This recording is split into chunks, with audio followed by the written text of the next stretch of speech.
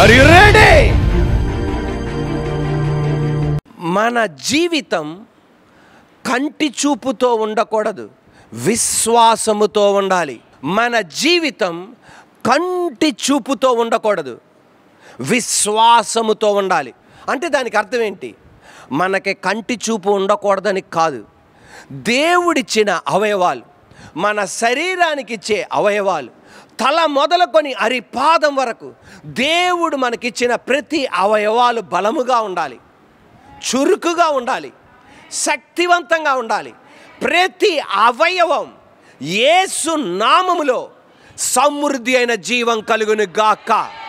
నడి నెత్తి మొదలుకొని అరిపాదం వరకు మన ప్రతి అవయవాలను, మన శరీరాన్ని సృజించింది ఆయన.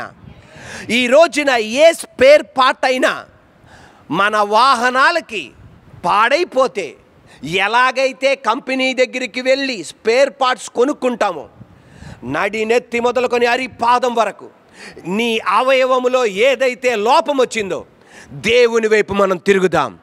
ఇప్పుడే దేవాది దేవుడు ఆ గుండెలో దేవుడు స్వస్థత దయచేయును గాక, ఆ ఎముకలకు దేవుడు స్వస్థత దయచేయును గాక, ఉదర సంబంధమైన వాటికి దేవుడు స్వస్థత కలుగజేయును గాక, ఆ కంటి సంబంధమైన వాటికి దేవుడు స్వస్థత దయచేయును గాక. ఇప్పుడే యేసయ్య అధికారం గల నామములో జరుగును గాక. మనకి కంటి చూపు ఖచ్చితంగా మనకి కావాలి, కానీ మనము జీవించేది కంటి చూపుతో కాదు, విశ్వాసముతో. విశ్వాసం ఎలా కలుగుతుంది? వినుట వలన విశ్వాసం కలుగును. ఏది వినుట వలన? దేవుని వాక్యం వినుట వలన విశ్వాసం కలుగుతుంది. అంతేగాని సోషల్ మీడియాలో ఉన్న డబ్బా మాటలు వింటే కాదు, చండాలపు మాటలు వింటే కాదు. దేవుని వాక్యం విన్నప్పుడు నీకు విశ్వాసం కలుగుతుంది. కంటి చూపుతో నువ్వు చూస్తుండగా నీకు లిమిటేషన్స్ ఉన్నాయి. విశ్వాసముతో నువ్వు చూడగా లిమిటేషన్స్ లేదు, సరిహద్దులు దాటి నువ్వు చూడగలవు. పక్షిరాజు నిలబడితే 5 కిలోమీటర్ల దూరంలో చూడగలదు. నువ్వు నేను 1/2 కిలోమీటర్ కూడా చూడలేం. కానీ విశ్వాసముతో పక్షిరాజుకు మించింది మనం చూడగలం. హల్లెలూయా! ఎక్కడ నుండి పరలోకములో నీ కొరకు సిద్ధపరిచింది నువ్వు చూడగలవు. 10 సంవత్సరాల తర్వాత ఏమైతే నువ్వు ఎలాగ అవ్వాలనుకున్నావో నువ్వు చూడగలవు. 20 సంవత్సరాల తర్వాత ఎలాగ అవ్వాలో నువ్వు చూడగలవు. 30 సంవత్సరాల తర్వాత మన పరిచర్య ఎలా ఉంటుందో మనం చూడగలం. హల్లెలూయా! విశ్వాసముతో మనం చూడాలి. కంటితో చూస్తే, దేనితో? కంటితో చూస్తే ఎదర పరిస్థితులు ఎలా ఉంటాయి? చదువుకున్నాను, ఉద్యోగం రాలా. వెనకాల చూస్తే వయసు వచ్చింది, వివాహం జరగల. పెళ్ళయింది, పిల్లలు లేరు. పెట్టుబడి పెట్టా, నాకు లాభం లేదు. కంటి చూపు చెప్పేది నీ పరిస్థితి అయిపోయిందని. కానీ నువ్వు వాక్యం వింటుండగా దేవాది దేవుడు అంటాడు, నేను నీ స్థితిని మార్చబోతున్నా. విశ్వాసముతో దాన్ని నమ్మాలి. మాట ఇచ్చింది నేను కాదు, మట్టి బొమ్మగా నిలబడుతున్నానే తప్ప, ఆయన కుమారుడిగా నిలబడుతున్నానే తప్ప, నువ్వు అది నమ్మావా ఖచ్చితంగా నువ్వు చూస్తావు. ప్రైజ్ ద లార్డ్, హల్లెలూయా. వివాహం కాని నువ్వు చూస్తావు, ఉద్యోగం లేని నువ్వు చూస్తావు, వివాహమై పిల్లలు లేని నువ్వు చూస్తావు, వ్యాపారం పెట్టుబడి పెట్టి అభివృద్ధి లేని నువ్వు చూస్తావు. విశ్వాసంతో నువ్వు చూడగలవు. కంటి చూపుతో చూసినప్పుడు జరగడానికి మార్గం లేదు, విశ్వాసముతో చూసినప్పుడు జరగడానికి మార్గం ఉంది. కానీ విశ్వాసముతో నువ్వు చూసినప్పుడు దాని ప్రకారం నువ్వు అడుగు పెట్టగా, దాని ప్రకారం నువ్వు ముందుకెళ్ళగా నువ్వు పిచ్చోడుగా కనబడతావు, వెర్రోడుగా కనబడతావు. ఏనా నీకు ఉందా అంటారు. ఎందుకంటే కంటి చూపుతో జరగని పరిస్థితి, విశ్వాస చూపుతో జరిగే పరిస్థితి. దేవాది దేవుడు నోవాహుతో చెప్పాడు ఓడ కట్టమని. కంటి చూపుతో చూస్తే వెర్రోడు, పిచ్చోడు ఏమీ తెలియదు. ఎందుకు తెలుసా? అప్పటి కాలములో వర్షాలు లేవు, జలప్రలయం అంటే తెలియదు, వరదలంటే తెలియదు. అలాంటిది ఓడ కడుతుంటే అందరికీ పిచ్చితనంగా ఉంది, వెర్రితనంగా ఉంది. కానీ దేవుడు చెప్పాడు కనుక విశ్వాసముతో దాన్ని కట్టాడు. వెర్రితనంగా ఉంది, విశ్వాసముతో కట్టాడు. తర్వాత ప్రపంచానికి అర్థమైంది, నోవా కాదు వెర్రోడు పిచ్చోడు ఏమీ తెలనోడు, మనమేరా బాబు పిచ్చోళం వెర్రోళం ఏమీ తెలనోళం. హల్లెలూయా. 1 కొరింథీ రాసిన పత్రిక 1:18, 1 కొరింథీ రాసిన పత్రిక 1:18, సిలువను గురించిన వార్త నశించుచున్న వారికి వెర్రితనం, రక్షింపబడుచున్న మనకు దేవుని శక్తి. అవును, కంటి చూపుతో చూస్తే సిలువ ఏంటి తెలుసా? శాపానికి గుర్తు.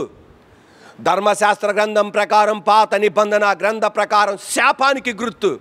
ఆ సిలువ మీద దొంగలను వేలాడదీస్తారు, హంతకులను వేలాడదీస్తారు, రకరకాల నేరస్తులను వేలాడదీస్తారు.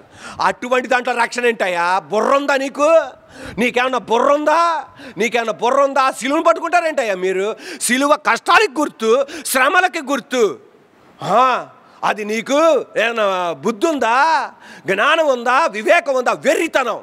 కానీ పౌలనేది దేవుడు చెప్పాడు ఇది శక్తి అని విశ్వాసంతో నేను నమ్మా. హల్లెలూయా. తర్వాత అర్థమైంది ఇది వెర్రితనమో దేవుని శక్తో అని. నోవా కాలంలో తర్వాత ఎలాగ అర్థమైందో ఈ రోజున సిలువను గురించిన వార్త అనేక మందికి వెర్రితనం ఉండొచ్చు, రక్షింపబడుచున్న మనకు శక్తి. సిలువను గురించిన వార్త అనేక మందికి వెర్రితనం అండి, కానీ విశ్వాసంతో అది మనకేంటిది? శక్తి. హల్లెలూయా. నోవా కుటుంబానికి అది శక్తి, అలాగే మనకు కూడా అది శక్తిగా కనబడబోతుంది, రక్షణగా కనబడుతుంది, జీవంగా మనకు కనబడుతుంది. Praise the lord. హల్లెలూయా. దేవాది దేవుడు ఇశ్రాయేలు ప్రజల్ని ఐగుప్త దేశం నుండి బయటికి తీసుకొచ్చాడు. ఐగుప్త దేశం నుండి బయటికి తీసుకొచ్చినప్పుడు ఇశ్రాయేలు ప్రజలు అరణ్య మార్గం గుండా నడుచుకుని వెళ్తున్నారు. ఏ మార్గం గుండా? అరణ్య మార్గం గుండా నడుచుకుని వెళ్తుండగా దేవుడు అనేకమైన సూచక్రియలు, అద్భుత కార్యాలు, మహత్కార్యాలు వాళ్ళ కొరకు చేశాడు. అయినా ఆ క్షణానికి నమ్ముతారు, తర్వాత వదిలిపెట్టేస్తారు. ఆ క్షణానికి నమ్ముతారు, మళ్ళీ తర్వాత వదిలిపెట్టేస్తారు. ఆ క్షణానికి నమ్ముతారు, తర్వాత వదిలిపెట్టేస్తారు. అది వాళ్ళ పరిస్థితి. అలా వాళ్ళు ముందుకెళ్తున్నారు. వాళ్ళు అలా ముందుకెళ్తుండగా మోషేకి వ్యతిరేకంగా మాట్లాడుతున్నారు. ఎప్పుడైతే మోషేకి వ్యతిరేకంగా మాట్లాడుతున్నారో దేవాది దేవుడు తాపకరమైన సర్పాలని ఆజ్ఞాపించాడు. ఆ తాపకరమైన సర్పాలు వాళ్ళని కాటేసినాయి. అనేక మంది మరణించారు, కొంతమంది కొర ప్రాణముతో ఉన్నారు. ఆ కొర ప్రాణముతో ఉన్నవారు నీళ్ళు లేనప్పుడు ఎలాగైతే మోషే వైపు తిరిగారో, ఎర్ర సముద్రం వైపు ఉన్నప్పుడు ఎలాగైతే మోషే వైపు తిరిగారో, మాంసము లేనప్పుడు మోషే వైపు తిరిగారో, యుద్ధానికి వస్తున్నప్పుడు మోషే వైపు ఎలా తిరిగారో, ఎప్పుడైతే తాపకరమైన సర్పాలు కాటేసినాయో మోషే వైపు తిరిగారు. ఎప్పుడైతే ప్రజలు మోషే వైపు తిరిగేవాళ్ళో మోషే దేవుని వైపు తిరిగేవాడు. అలాగే దేవుని వైపు తిరిగాడు. ప్రజలందరూ ఏమన్నారు తెలుసా? అయ్యా, తాపకరమైన సర్పాలు కాటేసినాయి అయ్యా, మా బంధువులు చనిపోయారయ్యా, మా తండ్రి చనిపోయాడయ్యా, మా స్నేహితులు మరణించారయ్యా, అయ్యా మా వాళ్ళు కొర ప్రాణంతో ఉన్నారయ్యా అనగానే దేవాది దేవుని వైపు తిరగగానే అరణ్యములో స్తంభాన్ని ఎత్తమన్నాడు. సిలువకు సూచన. స్తంభాన్ని ఎత్తి ఏ సర్పములైతే కాటేసినాయో, ఏ పామైతే కాటేసిందో అటువంటి ఇమేజ్, అటువంటి ఆకారముతో కూడిన బ్రాంజ్ సర్పెంట్, ఇత్తడి సర్పాన్ని ఆ స్తంభం మీద వేలాడదీశారు. చూడమని చెప్పారు. ఎవరైతే చూశారో వాళ్ళందరూ బతికారు. కంటితో చూస్తే అటు చూస్తే బతకడం ఏంటయ్యా? వెర్రితనం. కానీ దేవుడు చెప్పాడు గనక విశ్వాసముతో చూడడం వలన వారిలో ఉన్న విషానికి విరుగుడు కలిగింది. కంటితో చూస్తే అది వెర్రితనం. మన జీవితం కంటి చూపుతో కాదు, వెలుచూపుతో కాదు, విశ్వాసముతో మన జీవితాన్ని ముందుకు సాగాలి. హల్లెలూయా. ఈ మాట జాగ్రత్తగా గమనించండి. దేవుడు చెప్పిన ఒక అద్భుతమైన సత్యం. ఇది ఒక కొత్త కోణంలో మీకు తెలియపరచాలని ఆశిస్తున్నా. మీరు ఆ ఎత్తబడిన స్తంభం వైపు చూడండి, ఆ ఇత్తడి సర్పం వైపు చూడండి. ఏదైతే మిమ్మల్ని కాటేసిందో ఆ స్తంభం వైపు మీరు చూడండి. మిమ్మల్ని కాటేసిన ఆ సర్పాన్ని వెంట పరిగెత్తకండి, కర్రతో కొట్టడానికి వెళ్ళకండి, కాలుతో చెతకొట్టడానికి వెళ్ళకండి. మీరు సిలువ వైపు చూడండి. హల్లెలూయా. అంటే అక్కడ చెప్పేది ఏంటంటే, అర్థం ఏంటంటే, పాము కాటేసిందండి, విషం వాళ్ళలోకి వెళ్ళిపోయిందండి. ఆ పాముని చంపితే విషం పోద్దా? ఆ పాముని కర్రతో కొడితే విషం పోద్దా? ఆ పాము వెంట వెళ్తే విషం పోద్దా? నువ్వు చచ్చిపోతావు.